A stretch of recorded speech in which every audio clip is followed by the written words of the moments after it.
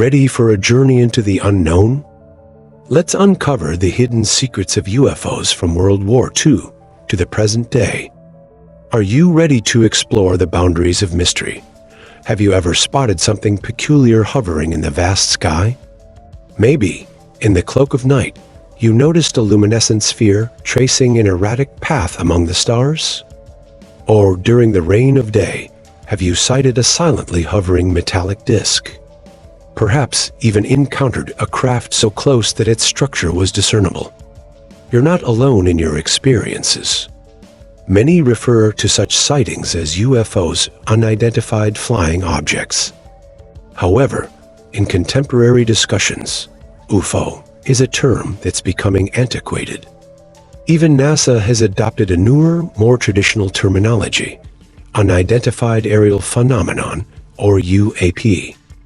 You might find variations where A stands for anomalous instead of aerial, indicating the terminology is still in flux. For the purposes of this video, let's stick to UFO. Let's rewind to the 1940s when American Air Force pilots began reporting something bizarre, a craft that outpaced all known aircraft. And here's where things take a surreal turn. These pilots were convinced that what they witnessed was piloted by none other than a gorilla. Yes, a gorilla. Their accounts were met with scorn by the Air Force, but the sightings persisted. It wasn't until years later that the bizarre truth came to light. What they saw were the maiden flights of jet planes, piloted by the prankster Jack Williams, who, for his own amusement, donned a gorilla costume for the tests. This anecdote may have little directly to do with UFOs, but it's simply too delightful not to share.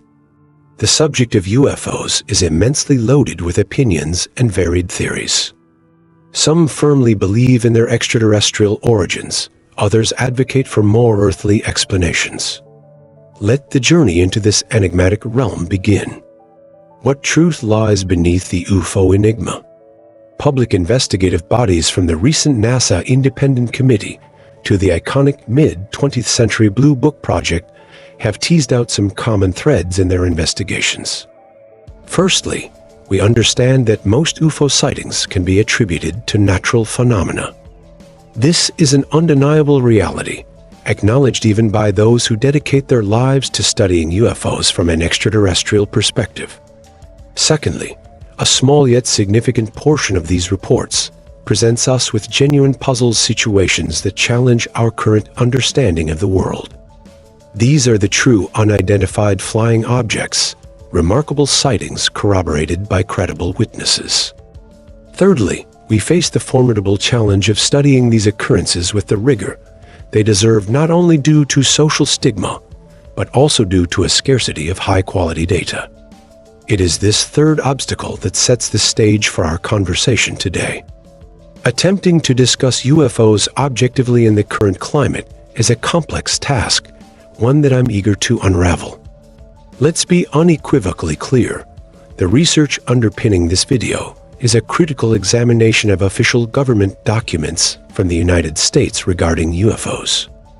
And while it's crucial to recognize UFOs as a global phenomenon, with countries around the world harboring their own tumultuous tapestry of governmental and military encounters with the unexplained, it's the extensive repository of accessible U.S. reports, combined with its long-standing global military dominance, that motivates our focus today.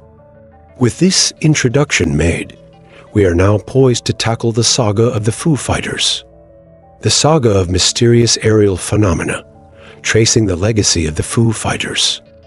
Let's delve into a peculiar chapter in the annals of aviation history, a saga not about the renowned rock band Foo Fighters, but rather a series of mysterious encounters that befell World War II pilots. The term Foo Fighters was coined to describe the enigmatic aerial phenomena that Allied pilots began reporting as early as 1942, strange luminescent objects following their aircraft at a distance. These sightings became so routine that pilots would casually mention them. "We spotted more Foo Fighters on Thursday," one might remark offhandedly. Initially, the hypothesis was that Foo Fighters were some form of advanced enemy technology, unknown machinery masking the skies. However, this theory crumbled after the war when it was revealed that Axis pilots were also baffled by these sightings, and the mystery persisted. Foo Fighters left observers from all sides perplexed, with the appearance and behavior of the lights varying by region. Despite investigations, the enigma endured. Post-war, the sightings did not cease, especially those in Sweden, Norway, and Finland, which drew sharp interest from the United States. Situated near the Soviet Union, these phenomena became a point of concern as the Cold War began to simmer. Fear in the U.S. was not about communist aliens. That idea would come later. Instead, the concern was that these unidentified flying objects, UFOs, could be secret Soviet technology. While evidence remained elusive, the threat of secret Soviet aerial advancements propelled U.S. military and intelligence agencies into serious UFO investigations. A notable fact here: the major U.S. intelligence agencies of the time were nascent and uncoordinated, far from their current incarnations. Intelligence efforts were often marked by duplications, communication failures, and mutual mistrust both among and within the Air Force, CIA, and Pentagon when it came to UFOs. In 1947, a landmark year marked both by the first description of a UFO as a flying saucer and the controversial Roswell incident, the Air Force publicly maintained a facade of control, reassuring the public about its ongoing investigations. However, internally, opinions were deeply divided on the nature of UFOs. They ranged from theories of unknown atmospheric phenomena to foreign technological advancements, and even the possibility of ultra-secret American projects. Additionally, some within military circles floated the idea of mass hallucination, especially when dismissing civilian reports of UFOs. But to doubt the trained observations of their pilots would be akin to questioning their integrity.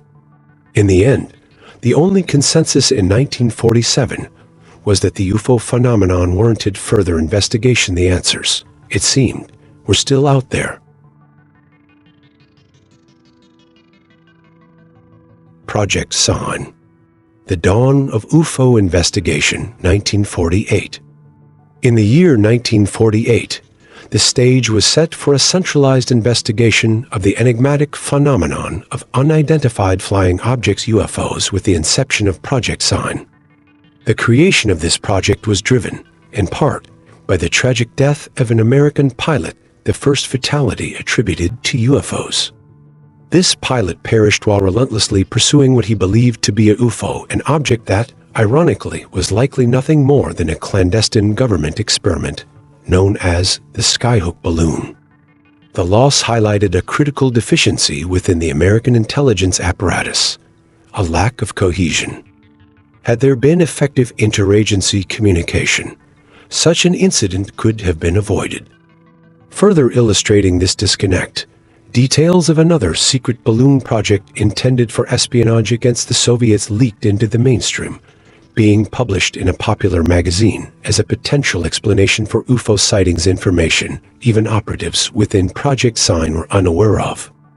Despite these systemic obstacles, Project Sign pressed forward, eventually arriving at several authoritative conclusions about the UFO phenomenon.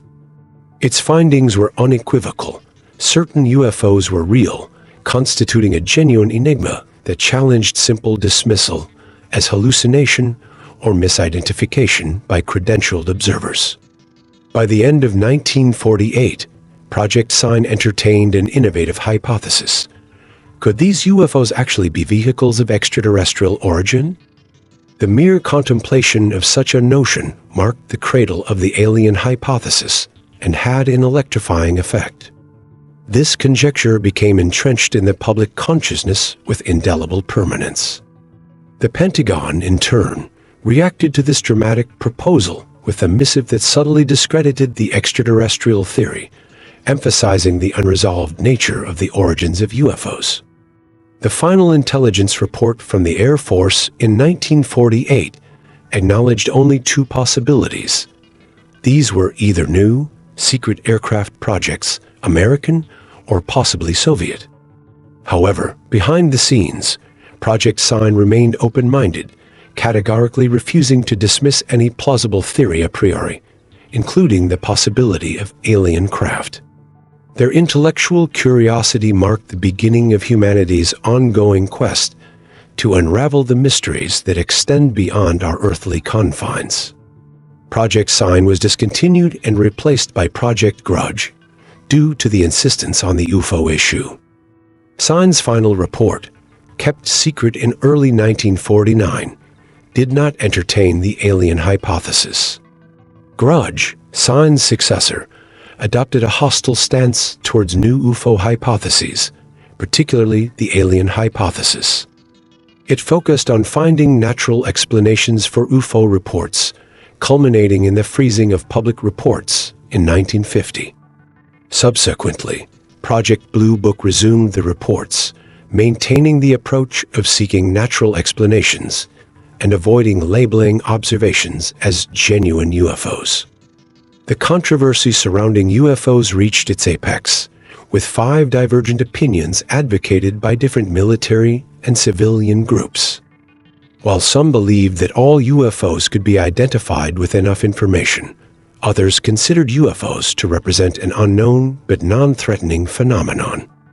There were also disagreements about the most likely origin of UFOs, with Soviet and domestic theories being more popular than the alien hypothesis, the latter being less accepted by the public. Internally, less publicized studies were conducted to investigate the UFO issue, despite public efforts diminishing its importance. Several study groups were formed to explore different aspects, such as the possible Soviet origin of UFOs in Europe and other related issues. The dissonance of opinions and the multiplicity of efforts demonstrate the complexity and interest involved in studying UFOs at that time. The 1952 Washington D.C. UFO wave. In 1952, a storm of inexplicable aerial phenomena challenged the cohesion of American intelligence. It was a year marked by an extraordinary peak in UFO sightings, leading to a seminal event that prompted President Truman to commission the CIA to examine UFOs through the lens of national security, the 1952 Washington, D.C. UFO wave. For 15 days, the skies above the American capital became an enigma as radar facilities tracked unexplained objects displaying unconventional behavior. Simultaneously, there were multiple visual confirmations of unidentified luminous phenomena, strange bright orbs, and fiery trails that corroborated radar data, casting doubt on the public dismissal by the U.S. Air Force of the significance of UFOs.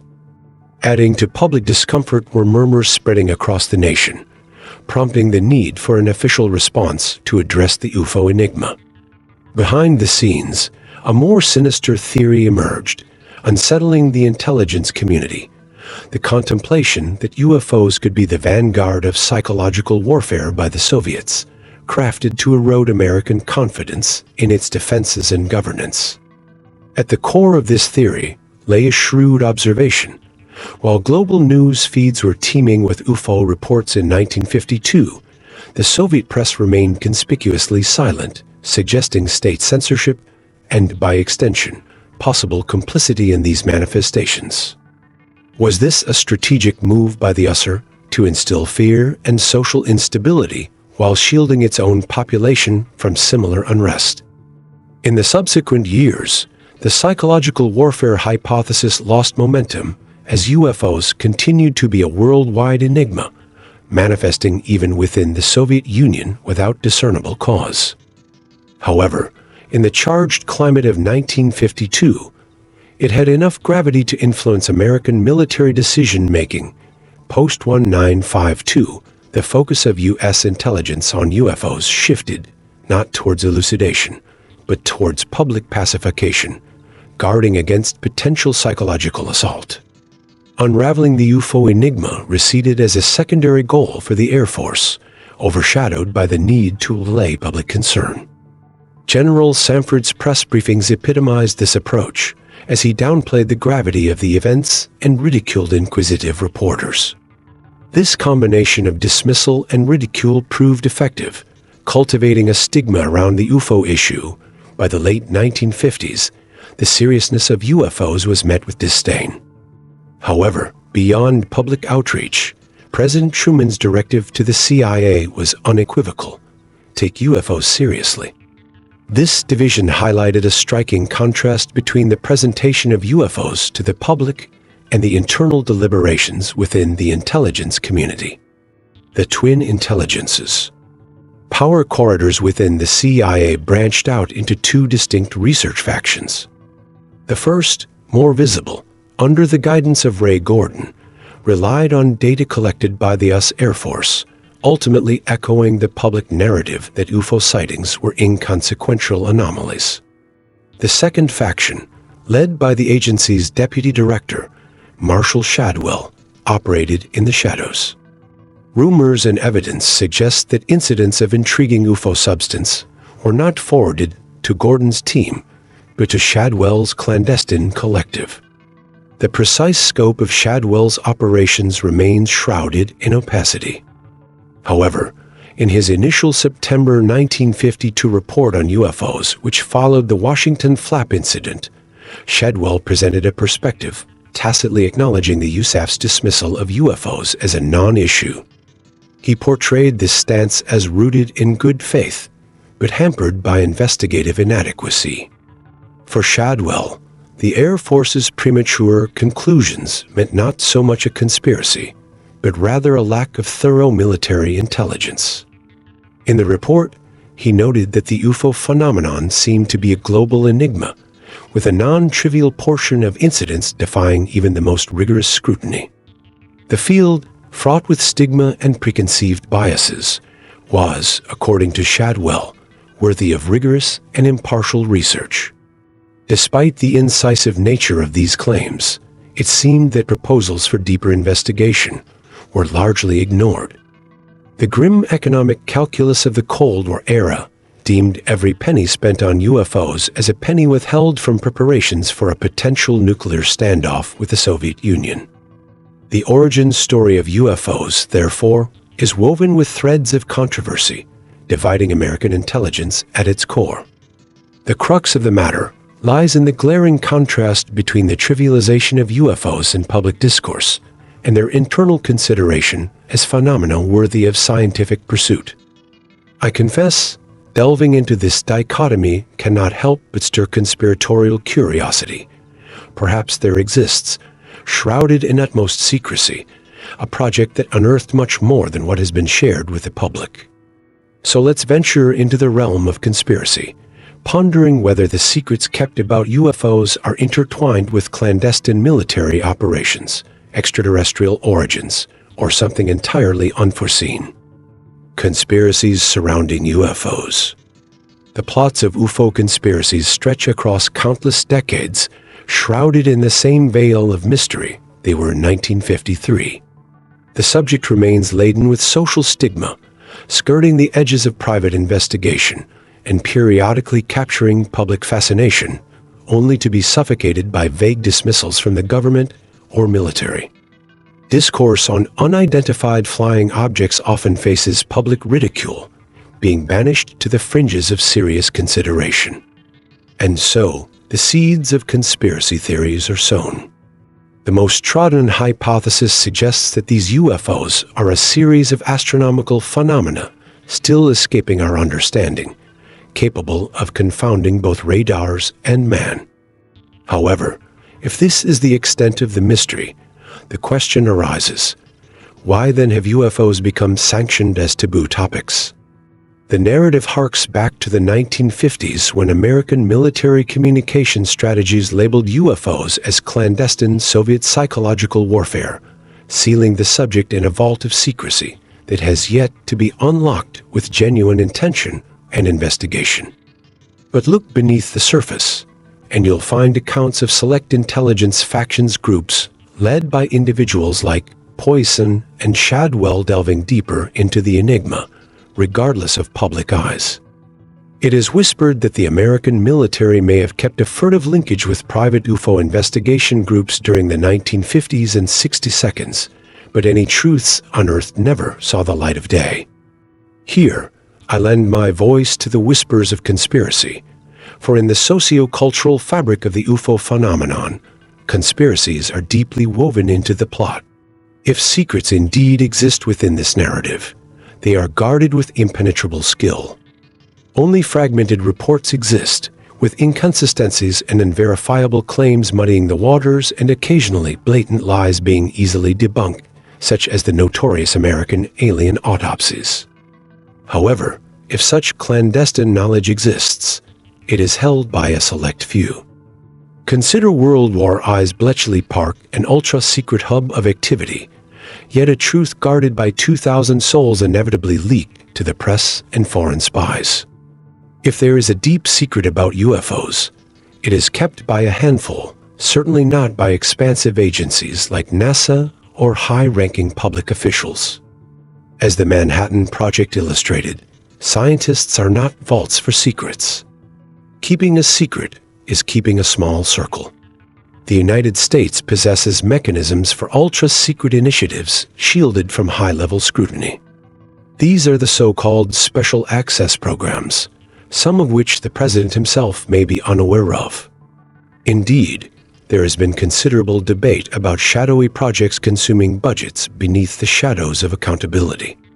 I make no claims to know whether the US government harbors evidence of extraterrestrial visitors. However, the infrastructure for hiding deep secrets certainly exists, echoed by Richard Doe's stories of disseminating UFO and alien legends to disguise clandestine aeronautical technology tests. Ironically, a narrative inverse to the common conspiracy. These accounts are not grounds for conclusions. They are merely threads in a complex fabric, which other nations also enigmatically weave. Notably, individuals like political consultant John Podesta, who served under various presidents and advocated for transparency about UFOs, suggest there may be more than meets the eye. Despite his stature, Podesta gains nothing but perhaps professional troubles by aligning with such fringe subjects. His ongoing attempts to highlight government knowledge about UFOs suggest persistent veils of secrecy. The recent resurgence of official interest in UFOs, marked by the procedural loosening of the US Navy around sighting reports, fuels the flames of curiosity. There are no certainties proclaiming that the United States harbors a secret that would alter the world, but the absence of certainty in denial is equally poignant, highlighted by figures like Podesta decrying the lack of clarity and coordination.